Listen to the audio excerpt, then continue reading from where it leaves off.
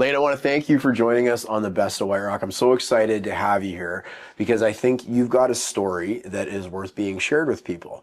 And we've had the good fortune of meeting previously a few times. We've had the opportunity to share some coffees and whatnot and get to know each other and whatnot. I've got a lot of respect for what you do in your business and what you've done in the community. And that's exactly why you're here. Cool. And so, I mean, nobody knows your story or you better than yourself. Sure. So other than knowing that your name is Lane, why don't you tell everybody who's watching, what is your name, what do you do, and where do you work? Yeah, absolutely. So my name is Lane Cuthbert. I own Lane Cuthbert Financial.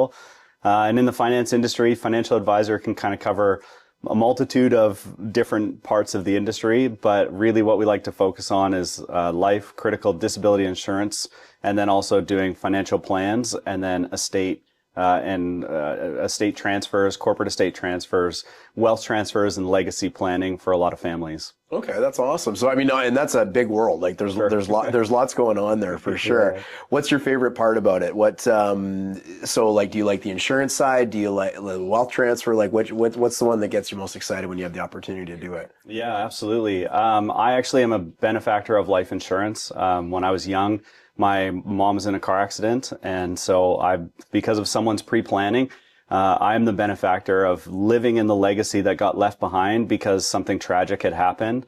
And now I get the opportunity to do that for a lot of families. So as much as I love doing the investment side because it really helps people to achieve their goals, either buying their first house or achieving their retirement, sustaining them in retirement, the stuff that like really makes me come alive is when we put proper planning in place. And then especially with the estate transfers, when generations go to pass away and they want to transfer that wealth to the next generation to help give them a leg up, leave that legacy behind because they set them up for success. That's the stuff that I really love. And that's usually a lot of the insurance planning and then using insurances as a strategic tool to help with the tax planning side of estate transfers. Yeah, and a lot of people probably don't understand what you mean by using insurance as a strategic tool. Can you unpack that a little bit? Yeah, absolutely. Insurance still remains one of the most cost-effective ways to cover tax liabilities in estates. So estates are purposely set up that all of your assets will transfer spouse to spouse very tax efficiently. Right. So if I pass away, my RSPs, my TFSAs, my house, shares that I own in a business, that goes to my spouse very efficiently. Right. It's all usually tax deferred. But as soon as my wealth goes to the next generation, then it's all deemed as what's called a taxable disposition.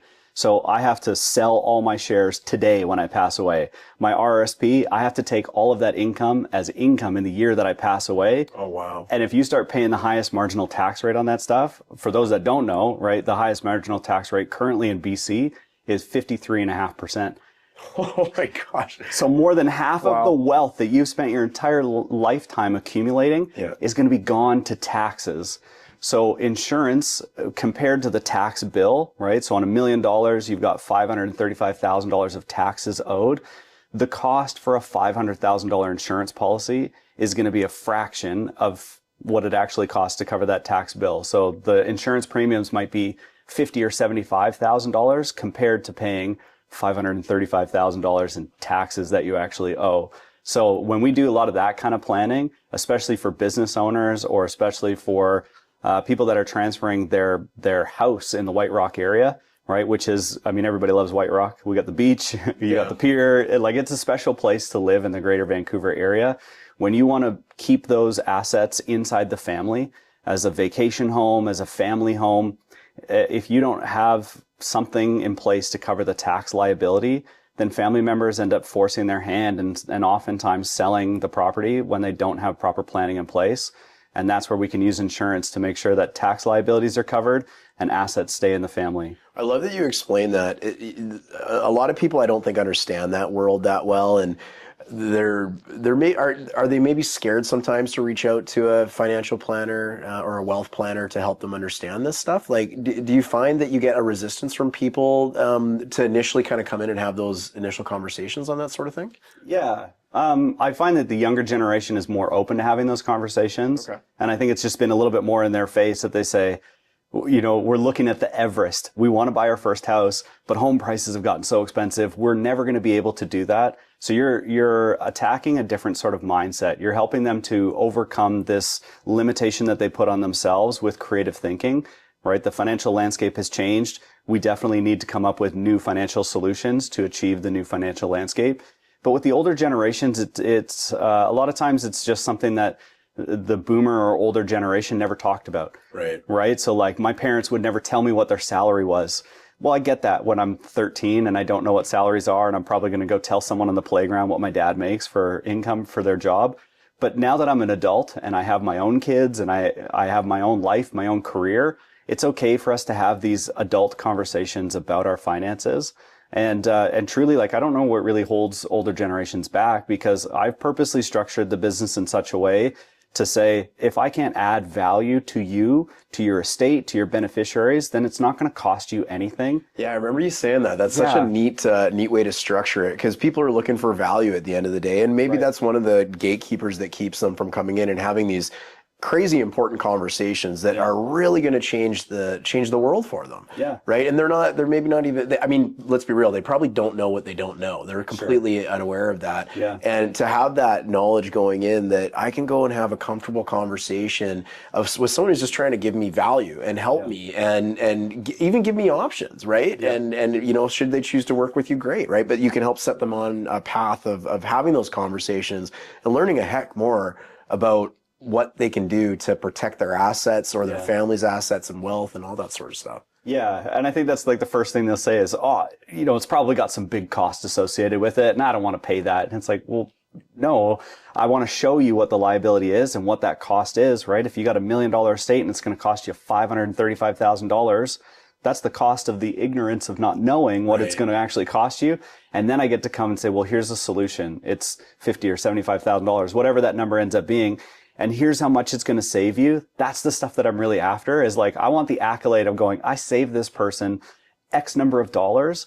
That's a, you know, a banner that I wear with good pride, to say, this is amazing of what I was able to achieve for them. Not, oh, I charged them $1,000 and, cause I got paid first, I don't really care how this turns out for that person. No, I hate that idea. So at the very least, have the conversation, and the worst you're going to lose is a coffee, an hour, and you're going to find out that what you're already doing is the most effective thing. Well, at least you gain some confidence that you're doing the right thing and you should stay the course. That's phenomenal. I think that's such a nice entry point for people to be able to have these important conversations, and likely they're not having them, right? They need to understand these. Now, I wanted to touch on a couple things, because you've got a really neat background that I'd love to share with people, or I'd love you to share with people. I probably shouldn't iterate your background. You're probably better to do it. But number one, like, how long have you been in the industry that you've like in the industry? I actually, just yesterday, the guy who brought me into the industry, sadly, he passed away. Oh no. And so I literally just found out this morning. So it was pretty heartbreaking, because I'm so eternally grateful that he took the opportunity to bring me into the industry. But I came into that inheritance and I didn't know what to do, but there's an old proverb that says a wise man leaves an inheritance for his children's children. And that's how I got connected to a financial advisor, because I thought this money's going to open doors for me. Right. And I wanted to open doors for my kids and my kids' kids. And so I was working with a financial advisor. And after a couple of years, he approached me and said, hey, we think you'd be an amazing addition to our team. Oh, wow. And he brought me into the industry, and I'm eternally grateful for him. So that was in 2015 that I started working with him. Okay. And then after a couple of years with him, I broke out on my own and went in a different direction. In 2017, I started Lane Cuthbert Financial. And it's been a journey of learning how can I serve my clients best. And so there's been a couple of additional pieces. And now it's interesting to look back on the other side of the journey and go, wow, I have a whole different tool set of skills that I can offer clients because of this journey of how I arrived at trying to protect client assets and then help them utilize their real estate or their properties the most effective way possible. Yeah, and what I love about that journey that you've been able to take, like, number one, you can speak with passion about it because you've lived it. You're a result of somebody who gave, well, I guess, great advice to somebody along the way, and helped set you up for further success. And now you're able to have a career. I know you've got a beautiful family. You guys have a lovely home, all that sort of stuff. stuff. And, you know, being self-employed is hard, right? Like it's, you know, it's not for the faint of heart. So, you know, it's really good that someone was able to do that. Now you're able to pass that wisdom on to other people. So you've been doing it since 2015. We're filming this in 2025. So that's 10 years. It goes like that, right? I mean, it's incredible how fast it moves. You've also got a really interesting history prior to getting into that. Are you okay to share that with everybody? Absolutely. Yeah, I'd love for you to. Yeah, so I actually pastored for 10 years before getting into the finance industry, and I never actually thought I was going to get into finance. I didn't know that I was going to. I did 5 years of Bible college and was convinced I was going to be a pastor. Right. I came out of Bible college and the only job offer that we had was Sudbury, Ontario. And we like... Are we allowed to make jokes about Sudbury? Oh, we definitely can. Okay, yeah. I mean, how many people from Sudbury live in White Rock? Yeah. Those are the only people that are going to get offended by this. But we Googled it to say, you know, my wife and I were married at the time. We said, you know, should we look into this opportunity? And all the results on Google were all black and white and of a big nickel. Right. And I was like, yeah, something weird about this town. Like, it just doesn't feel like the spot. And then if you meet my wife, you realize it was never our calling because she's too big city and too bougie for a small town like that. So yeah, it was good. But so then I was just working, and now I've had this really amazing opportunity because I still have a lot of connections in the church world. I'm still an ordained minister, so technically my title is Reverend, but no one ever calls me that, and I hope they don't. Oh, that's funny. I want to call you Reverend now, but if you don't like it, I won't. Well, when I get letters from Vital Statistics, because we actually still officiate a handful of weddings every year. Okay. We get letters from Vital Statistics, and it's addressed to Pastor Lane or Reverend Lane. Oh, that's awesome. It's always hilarious.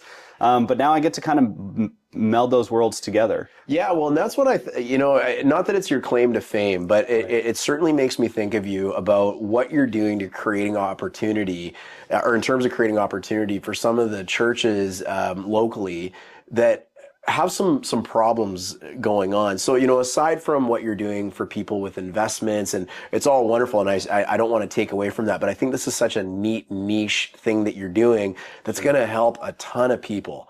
And I'd love for you to chat about that a little bit if you're open to it. Yeah, absolutely. Yeah. Well, the reason that I'm passionate about it as well is that churches are locally based and locally focused. So they have programs that serve our communities. So churches play a vital role despite someone's belief in what they actually believe in, that in the way that they serve the underprivileged in the community, that they have a vital role that they play, because we can make donations. But, you know, I actually just heard of a soup kitchen that was providing meals in Surrey, and they said because of the rising cost in food prices, they actually just shut down last week. Oh, no. And so we have these nonprofit organizations that are trying their best to do the same thing, but churches are also doing those same things.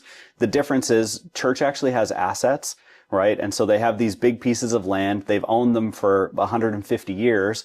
And they come under a lot of scrutiny because they have big parking lots and small little buildings. That's like all of them. They all have huge parking lots and little tiny buildings. Yeah. And a lot of people go, well, that's so unfair. This church has a lot of underutilized land. Right. But that's actually a government problem, because the government has put a limitation on how much they can develop that land. Okay. So a lot of times the church that you see is the maximum footprint that they're allowed to have on the piece of land that is entitled to them. Right. They're only allowed to put like so much square footage, as an example, on a piece of property.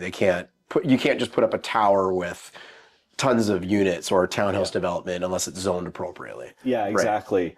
And a lot of churches set out to be churches. They didn't set out to be land developers. So you got someone who's did 5 years of Bible college who just says, all I want to do is just serve people. I just love people. I want to serve the community. And then they're face to face now with this problem that a lot of their congregation is an aging population. The older generation is passing away. They've got aging buildings that are now costing them an arm and a leg to redo the roofs and the plumbing, or they just need to be totally torn down and rebuilt entirely. And the younger generation, because there's a higher cost of living, can't afford to keep up with all of the giving that the older generations did. And so now what I've done is I've been able to kind of bring my experience in the pastoring world to the business world and say, hey, there's some lessons that we can apply to help your business succeed. But then I also get to take lessons from the business world and apply them to church and say, hey, it's time that we think outside the box, because you guys are struggling to pay your bills. You're struggling to make your ends meet, but you have the raw material to do something amazing. And so then we've been partnering with churches in the Lower Mainland to help them to actually develop the land that they have, partnering with the city, getting them the rezoning completed, helping them get through that legal process. and then generating some sort of revenue for the church so that the church becomes more self-sufficient on utilizing their assets better so that they're less dependent on tithes and offerings alone. And the idea is then anybody who gives into the church locally, I mean, imagine how the mindset would change, right? I've heard critics say, oh, the church is only in it for the money. You know, they only want my money. Okay, well, imagine if a pastor gets up on a Sunday morning and says 100% of whatever gets given on a Sunday morning goes straight back into serving our local community because we've actually utilized our assets to cover all of our administration costs and we're self-sufficient. Right. It squelches that argument pretty quick. Yeah. And then it lets people know that, hey, your dollars are coming here. And then this isn't like, unfortunately, I've heard from organizations like the Red Cross, you know, that something like 90% of what's given to Red Cross goes to administration costs. Really? Well, churches are really effective at taking money in, putting it into hands and feet, and then deploying it back into the community. So I think our communities get better when we have these people who care at that really grassroots level given the resources to actually serve our community and make them better. That is so cool. Yeah. That's such I don't think I can drive by a church, especially one with a big parking lot now, without thinking about you. But I you know, that's almost like you know, good marketing example, right? Like you find there's a term in business, riches in the niches, right? And like, you know, when you have a solution that's so unique that can really help and impact people, it's amazing, right? And it can do great things for everybody. So I just thought that was so cool. Yeah. I wanted to ask you, in your travels, in your business, so you've been doing this a long time now, you've got a breadth of experience. Do you recall a story where it was just a really impactful time for the person or people that you were serving? You know, do you have a story like that you can recall where maybe you helped them gain insight or set them up for success, anything like that? Yeah. I mean, I have a couple. When you work in the insurance industry, I always do my best to not pull these out because I don't want people to feel like I'm, you know, guilting them into, hey, you know, you need to buy this insurance, and I'm going to give you a scary story about why you need to buy the insurance. I guess to the point of what you're saying, the purposes of insurance is there for when the days aren't looking so awesome, right? So, exactly. Unfortunately, right? Okay. Yeah. So, and I mean, I felt that pressure when I first started in the industry. I was hungry, man. It's like a commission-based job, so you got to pay some bills. But I never wanted to approach my family and have insurance conversations because I didn't want people to feel like they hated looking at their phone and seeing that I was calling, thinking that I was only calling them to make a little bit of business off of them or a little bit of money. And then sadly, my wife's cousin got sick about 6 months ago, diagnosed with cancer. He's got 4 kids under the age of 12 and passed away, age 42. And I got to, again, firsthand watch the experience of you didn't have life insurance, you didn't have critical, you didn't have disability. If I had just been willing to have a conversation with you, it's amazing the experience that you would have gone through. Right. Because now your family would be set up. Those kids would be set up.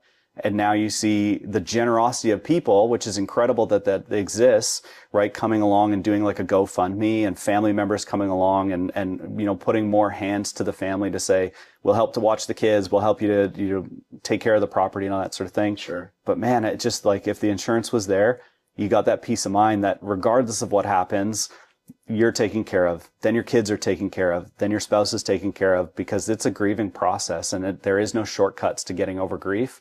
But money helps to sort of bridge that gap, that while you're grieving, that you're not also thinking, hey, our hydro bill is due, our Fortis bill is due, we got the mortgage payment needs to be done. No, this gives you the freedom to focus on, especially when little ones are around, helping them to wrap their mind around a big concept like that. Yeah, that's interesting. I don't know why this terrible joke comes to my mind that the whole money can't buy you happiness, but someone told me money can't buy you happiness, but those people have never owned a jet ski. Yeah, right. And it's totally unrelated to what you're talking about, but I figured I'd tell you it anyways. Yeah. So I'm curious, based on what you just said, I know like for my industry as an example, there's certain things that kind of keep me up at night.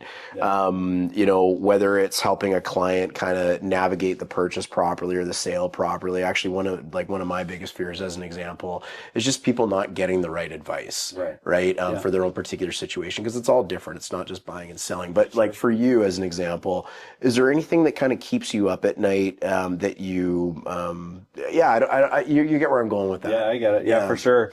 I would say that the two that sort of jump to the front of my mind, the first would be older generations not involving the younger generation in the conversation. Right. Right. So to sort of tie in that question of like, have I seen something that could be a pitfall that could be avoided? Absolutely. I had a client that had a house here in the Lower Mainland, had a rental house that was like a family property up in the Okanagan. And he had an insurance policy to cover the taxes that were owed on the capital gains of the appreciation of that property. And unfortunately, didn't talk to his kids about what his plan was in transferring his estate and his wealth. He got dementia, stopped paying the insurance premiums. The insurance policy lapsed. He passed away. Wow. And then there wasn't an insurance policy to cover the taxes owed on that property. And unfortunately, the kids, when they went to actually inherit all of the estate, were in a financial position that they couldn't afford the taxes. So they ended up having to sell this family house that was supposed to be a place where these kids had made memories when they were kids. Right. And it was supposed to be this thing that their kids are going to be able to make memories in that place. And that's how dad wanted it set up. And unfortunately, it didn't get carried out because he didn't have the conversation with the kids. So I would say that's the first thing, is have these tough conversations, talk to your kids, let them know what you want to do with the wealth transfer. And by doing that, you can actually set them up for greater success. Yeah, we almost need to find a way to remove the stigma of having those conversations with people. Yeah. And maybe this is kind of along the same lines, but if you could grab every single person you encounter and grab them by the shoulders and square them up to you and say, if you needed to know one thing that I could teach you, what would that be? That's a great question. I think that would be insurance is the most cost-effective way to deal with tax liabilities. It's the most effective way to secure legacy funding, right? To make sure that your assets transfer to the next generation the way that you intended to. Right. And it offers the greatest peace of mind that your family is protected. I don't know why, but it was like when I started in the industry, I was like, oh man, I'm just an insurance salesman. And now I have this conviction inside that goes, no, we got to remove the stigma around insurances to say, actually, if you're willing to have the conversation, and there's lots of solutions out there, whether it be trying to solve your taxes, whether it be transferring money to the next generation, or giving you the peace of mind that if something unexpected happens, which, the longer we live, the more we get stories where unexpected things happen, that your family is provided for, that they don't have to sell the house, that they don't have to make major life alterations at the peak of an emotional decision, that they're protected. And it's like insurance does that. So stop thinking that it's this, someone's just trying to hustle a product on you. It's like, no, there's so many good solutions out there to be had. Yeah, it's interesting. I mean, I even think about like car insurance as an example. And if I had the option to not have insurance, would I? And I don't think I would, because it doesn't make sense. It's too, none of us are getting out of this alive, right? Sure. So, I mean, the planning to be able to not only transfer your wealth appropriately, but also make sure your loved ones are appropriately taken care of. I mean, that's the number one thing for any parent. You're a parent, I'm a parent, and we want to make sure our kids, are well taken care of in the future. So, absolutely. Now, this is called the Best of White Rock. Okay. You have helped so many people not only get their, I guess I shouldn't swear on here. I was going to say to get their something together, but you've helped a lot of people kind of figure out how to plan, not only for wealth transfer, investing, all that sort of thing. Yeah. What would you want everybody to know about you? What's the one thing you would want the audience to know? Yeah.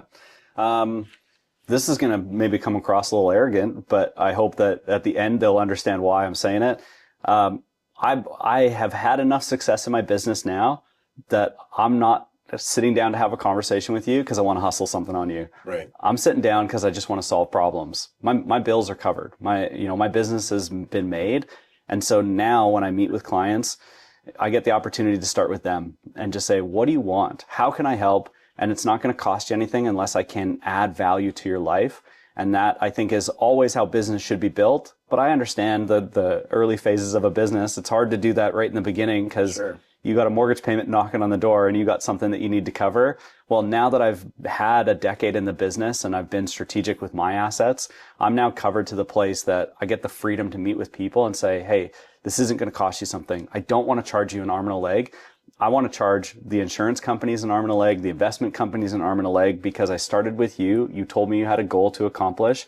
We set that as the standard. And if I'm not meeting or exceeding your expectations, then fire me and go find somebody else. Yeah. Because you only get one shot at this. Right. And it's not as long of a time that you think it is. So let's measure our success, right? Set the standard and then strive after that to exceed your expectation. and then we get to do it with the next generation. And let's set them up for great success. I have just a personal conviction that if we, just a little bit of a side story, but I went to Kwantlen Community College, and I remember taking philosophy in that class. And the idea was we had to pick a government structure. And so you're debating at the table, and then once you've decided as a table what government structure you want, they hand you this envelope, and you find out what your lot in life is. So you go pure, we want pure capitalism. Every man for himself. You get the opportunity to make the most amount of money humanly possible. And then you open this envelope and you find out that you're born a quadriplegic and you need 24-hour-a-day care. Oh my gosh. Wait a sec. Maybe this isn't the best structure. Maybe we need to think about this. So it was a great thinking exercise. But personally, I believe, I didn't negotiate to be born in Canada. I didn't negotiate with the Creator to have 2 working hands and 2 working feet. But if this is what I start with in life, and I have the luxuries of starting so high on the social status ladder compared to so many other people, then it's a responsibility for me to not take that for granted, but to go out and help as many people as possible achieve the greatest amount of success that they can, because then we have an opportunity to reach down the social ladder and pull as many people up to a higher status in themselves so that they can set up their family for success. And I think in the last couple of years, we've seen the government's not going to do it for you. You got to do it for yourself. Right. And so by doing that, you can set up your family for success. And I secretly have a little motivation on the side, and that is you get rewarded very well for doing charitable contributions. So if you want to do good through your estate, there's ways that you can invest back into the community, not just back into your family. Give some charitable contributions. Your estate is going to benefit greatly, reduce your taxes, and the community is going to benefit long after you're gone, because some of your wealth is going to get left to be reinvested serving the community as well. You're just coming from this amazing place of abundance and not scarcity, which is where so many people live day to day, right? Yeah. So, Lane, this has been phenomenal. How do people get a hold of you if they want to connect with you? Yeah, the best place is, email is always great, lane@lanecuthbert.com. If you go to lanecuthbert.com, my information is there. And the first thing you'll see on the first page is book a free coffee. I'd love to sit down. I'd love to meet you. I'd love to find out how I can help you. So book a free coffee on my website. We'll get the information. Someone on my team will line up a time where we can sit down. And that's ultimately where we have to start, is finding out what do the people of White Rock need and how can I help you achieve those goals. Well, Lane, thanks for being on the Best Way. Thanks, Darren. I appreciate you. Yeah, thank you. Thank you.